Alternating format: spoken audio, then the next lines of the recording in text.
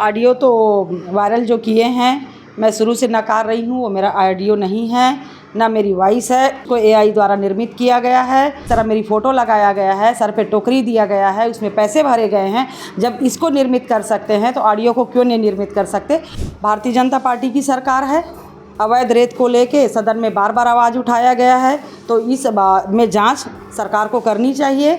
जब कांग्रेस की परंपरा पे उंगली उठा रहे हैं तो फिर उनकी सरकार को 2 साल होने को आ रहा है बनने, वो अपनी सरकार में उनकी सरकार है, जांच वो कराए। ये मेरी छवि को धूमिल करने के लिए किया गया है। बिल्कुल इतने काम जो हो रहे हैं क्षेत्र में और इतनी ज़्यादा मेरी उपस्थिति रहती है हर जगह, लोगों को ये पच नहीं रहा है। जांजगीर चांपा के पामगढ़ के विधायक शेषराज हरबंस के कथित ऑडियो को लेकर के सियासत तेज हो गई है। बीजेपी ने भी सोशल मीडिया में पोस्ट कर विधायक पर निशाना साधा है। ये पूरा मामला किस तरह का है, हम उनसे बात करेंगे। जिस तरह से इस मामले ने एक बड़ा रूप ले लिया है और एक तरह से एक बड़ी सियासत शुरू हो गई है, किस तरह से इस मामले को देखते हैं और ये जो ऑडियो वायरल हुआ है उस पर आपका क्या कहना है? ऑडियो तो वायरल जो किए हैं मैं शुरू से नकार रही हूँ। वो मेरा ऑडियो नहीं है, ना मेरी वॉइस है। उसको एआई द्वारा निर्मित किया गया है। और जिस ऑडियो को वायरल करने के लिए जो कवर पेज बनाया गया है, जिस तरह मेरी फ़ोटो लगाया गया है, सर पे टोकरी दिया गया है, उसमें पैसे भरे गए हैं, जब इसको निर्मित कर सकते हैं तो ऑडियो को क्यों नहीं निर्मित कर सकते। मैं इस बात का खंडन करती हूँ। ऑडियो मेरा नहीं है। बीजेपी ने भी इस मामले में कटाक्ष किया है और सोशल मीडिया में भी पोस्ट किया है। इस पर आपका क्या कहना है? और ये कहा है कि जो है वो कांग्रेस की इसी तरह की नीति रही है और इसी तरह से जो है अवैध उकाही को लेकर के सवाल उठाए। भारतीय जनता पार्टी की सरकार है। अवैध रेत को लेके सदन में बार बार आवाज़ उठाया गया है, तो इस में जांच सरकार को करनी चाहिए। और कांग्रेस की नीति को क्यों सरकार अपना के चल रही। जब कांग्रेस की परंपरा पे उंगली उठा रहे हैं तो फिर उनकी सरकार को 2 साल होने को आ रहा है बनने, वो अपनी सरकार में उनकी सरकार है, जांच वो कराए। इस तरह के अवैध उत्खनन जहां हो रहे हैं उस जगह रोक लगाएं या उसका ऐसा कोई सिस्टम बनाएं कि उसको ऑक्शन में लाएं, जैसा भी करें उसको अवैध को वैध बनाएं। मैं जाँच की मांग करती हूँ। और इस तरह जो कार्य हम सदन में बार बार जो उठाते हैं रेत के लिए, तो उस पर आज तक कार्रवाई क्यों नहीं करी भारतीय जनता पार्टी की सरकार। एक नाम आया है पूरे जो कथित ऑडियो है उसमें रोशन के नाम पे। ये कौन व्यक्ति है, क्या आपका उससे परिचय है और ये पूरा किस तरह से मामला है और जिस तरह से जो आरोप है विपक्ष का और जो स्थानीय व्यक्तियों को, उस पर क्या कहेंगे? ये मेरी छवि को धूमिल करने के लिए किया गया है। बिल्कुल इतने काम जो हो रहे हैं क्षेत्र में और इतनी ज़्यादा मेरी उपस्थिति रहती है हर जगह, लोगों को ये पच नहीं रहा है। और इन लोगों ने इसको तथाकथित इसका एक प्लान किया है, क्रिएट किया है। और ये रोशन भास्कर जो है उससे मेरा पहले से कोई परिचय नहीं रहा है और आज भी उससे मेरा कोई परिचय नहीं रहा है। मैं इसी मामले में उसको जानी हूँ, रोशन भास्कर को, चूँकि ये मामला 2024 का है, ये अभी का नहीं है। और अगर 2024 का मामला को ये लोग अभी इस ऑडियो को ला रहे हैं तो इतने दिन तक इस ऑडियो को क्यों रखे थे, किस मंसूबे पे रखे थे। और अगर उसी समय ये लोग ऑडियो बनाए, ये मेरा ऑडियो होता तो ये लोग तब से 9 महीना क्यों लेके बैठे थे, वायरल क्यों नहीं किए हैं। और इसको आज वायरल करने का मतलब बनता है एक सरकारी ज़मीन के खरीद फरोख्त का बहुत बड़ा मामला सामने आया है, जिससे ये लोग बचने के लिए, मेरी छवि को धूमिल करने के लिए इस ऑडियो को क्रिएट करके इसको इसी समय लाया गया है, ताकि मेरा ध्यान हटे उससे, ज़मीन खरीद फरोख्त से, और ये लोग अपना जो काम है ज़मीन के मामले में उसको करते रहे। या फिर इनको ये लगा कि ये ऑडियो ऐसा बना दिया जाए और इनको ब्लैकमेल किया जाए जो ये लोग नहीं कर सके। आपने प्रेस कॉन्फ्रेंस में कल कहा कि इस पूरे मामले में जो साजिश रचने की बात आपने कही, तो इसमें कुछ कांग्रेस के लोग हैं और कुछ बीजेपी के लोग हैं, तो इस आरोप पर क्या कहें? कांग्रेस से टिकट मांग लेना कांग्रेस का नहीं होता है। कोई भी टिकट मांग सकता है, दावेदारी कर सकता है, लेकिन जो इस मामले में ज़मीन के खरीद फरोख्त कर रहा है, मैंने कल भी बोला है, इसकी जांच होनी चाहिए, आज भी जांच होनी चाहिए। सरकार, भारतीय जनता पार्टी की सरकार अगर इतनी ही जांच करवाती है तो इसको तत्काल जांच करे इस ज़मीन पे कि सरकारी ज़मीन 872/8 का आखिर क्या है मामला। इस ज़मीन के जाँच के बाद पता चल जाएगा। आपने कहा था कि इस मामले में आप जो हैं वो थाने जाएंगी और वहाँ पर आप शिकायत दर्ज कराएंगी। आप आज थाने भी गई हैं, तो वहाँ किस तरह की बातें हुई हैं, किस तरह की शिकायत आपने दर्ज कराई? मैं थाने गई हूँ वहाँ पर मैंने शिकायत दर्ज कराया है कि मेरे खिलाफ़ साजिश की गई है और ये ऑडियो बना के ऐसा वायरल किया गया है। मैं इसके जांच की मांग करती हूँ। दूसरी, मुझे मानहानि का मैं दावा करूँगी। जो कह रहा है उस कि ऑडियो बना के और उसको ऑडियो को वायरल कर रहे हैं, ना तो मेरे से पूछा गया है, ना मुझे जानकारी दिया गया है। एआई ऑडियो बनाए हैं और एआई ऑडियो को बिल्कुल वायरल कर रहे हैं, तो मैं इसके लिए मानहानि का भी दावा करूँगी। महानदी में लगातार जो है वो रेत का अवैध उत्खनन होते रहा है। जैसा आपने उस मुद्दे को विधानसभा में उठाया था, लेकिन ये जो ऑडियो है वो दिसंबर 2024 का बताया आपके द्वारा जा रहा है। तो वो 6 जो ऑडियो थे उसमें से आपने एक ऑडियो को अपना बताया है और बाकी 5 को जो है वो गलत तरीके से एडिट बताया है। इस पे किस तरह से आपका कहना है?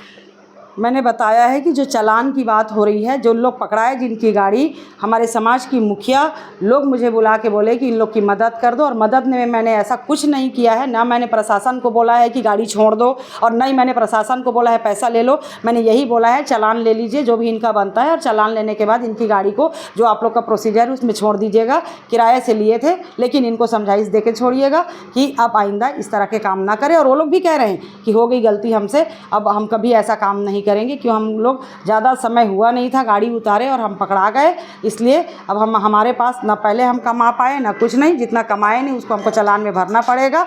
लेकिन हम गाड़ी हमारी जल्दी छूट जाएगी। गाड़ी छूटेगी तो जिसकी गाड़ी किराए पे लिए थे उसको हम सुपुर्द कर देंगे। ये बात हो रही है, इसको मैंने ज़रूर स्वीकारा है। लेकिन इसके पहले जितने भी 5 ऑडियो है सारे फेक है, सारे मुझे बदनाम करने की, मेरी छवि को धूमिल करने की साजिश है।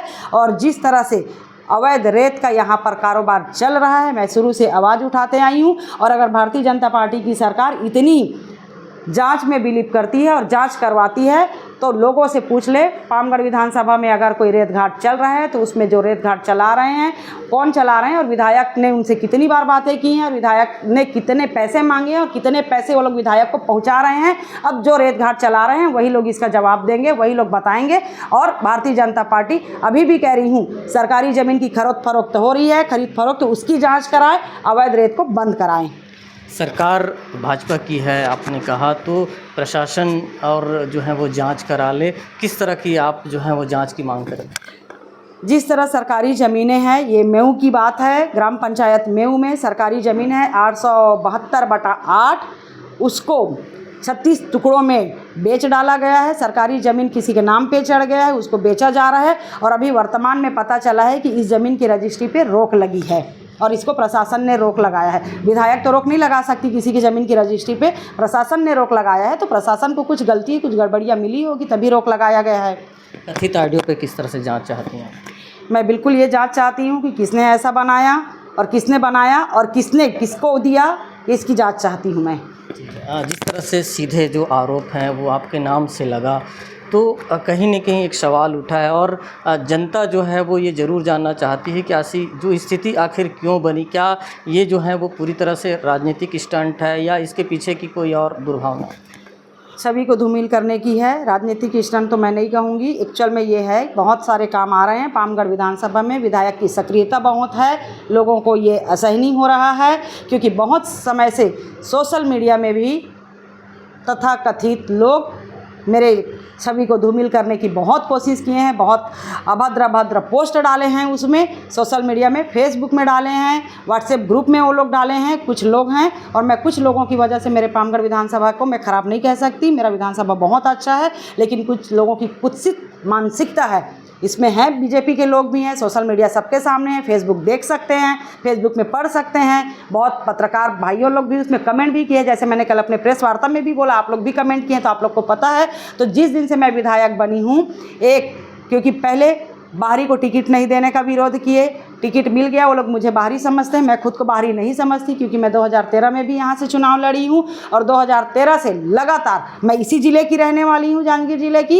यही मेरा ससुराल है, यही मेरा मायका है और मैं खुद को बाहरी नहीं समझती। 2013 में चुनाव लड़ने के बाद पार्टी ने फिर मुझे 2023 में समझा, जनता से आवाज़ गई, शेषराज हरबंश को मिलना चाहिए। जनता की आवाज़ पे जो सर्वे होता है उस पे पार्टी ने विचार किया, मुझे टिकट दिया गया और 20 साल बाद कांग्रेस की यहाँ पर विधायक बनी है। ये लोगों को असहनीय हो गया है कि बाहर से आके यहाँ पर जीत गई, ये असहनीय हो गया है। इसके लिए बहुत कुछ वो लोग क्रिएट कर रहे हैं, जो इन्होंने ये इसको क्रिएट किया, AI के द्वारा इसको रचा गया, कूटनीति के तहत इसको वायरल किया गया, मेरी छवि को धूमिल करने के लिए, मेरी पार्टी को की छवि को धूमिल करने के लिए। लेकिन इससे मेरा छवि धूमिल नहीं होगा। रेत घाट जितने लोग चला रहे हैं उन लोगों से ही वो लोग पूछे जो चला रहे होंगे। गाड़ियाँ तो निकलती है, दिखता है, गाड़ी तो जा रही है, हाईवा जाता है यहाँ से निकल के, क्योंकि सिंगल रोड का पामगढ़ है। तो उनसे पूछ ले भाई कौन चला रहा है, किसके कहने पे आप रेत लेके जा रहे हो, उनको भी पता चल जाएगा। तो उन्हीं से जाके पूछ ले कि विधायक से आप कितने बर्बाद किए हो, रेत चला रहे हो तो आप विधायक को कितना हिस्सा देते हो, कितना विधायक मांगती है। अगर वो लोग साबित कर देंगे, वो लोग बोल देंगे कि हाँ हम विधायक को देते हैं या विधायक मांगती है, तो फिर मैं मान जाऊँगी कि मैं गलत हूँ। लेकिन तब तक, जब तक ये लोग इस बात की पुष्टि नहीं करेंगे, रेत माफियाओं से ये लोग बात नहीं करेंगे, और रेत माफिया अगर बोलते हैं कि विधायक ने न लिया पैसा या नहीं लिया या मांगा पैसा, तब तक मैं अपने आप को सही साबित करती हूँ। क्योंकि मैं कहती हूँ कि ये AI ऑडियो है, फ़ोटो भी AI है, टोकरी भी AI है, पैसे भी AI से बनाया गया है, और मैं इसका खंडन करती हूँ, विरोध करती हूँ। लेकिन आपके माध्यम से, आपके इस चैनल के माध्यम से मैं अभी भी कह रही हूँ, भारतीय जनता पार्टी की सरकार है, वो जांच कराए, वो रेत घाट को भी, अवैध को बंद कराए, सरकारी ज़मीन के खरीद फरोख्त भी वो जांच कराए। मैं इसकी मांग करती हूँ। देखिए, ये थी हमारे साथ पामगढ़ की विधायक शेषराज हरबंश जी, जिन्होंने अपनी तरफ से एक सफाई दी है और सीधे तौर पे मांग भी की है कि पूरे मामले की जांच हो, क्योंकि राज्य में सरकार भाजपा की है और प्रशासन भी उन्हीं का है। तो अब देखना होगा कि इस मामले में आगे जो है अब किस तरह की कार्रवाई होती है और किस तरह की जांच होती है। राजकुमार साहू, IBC 24, जांजगीर।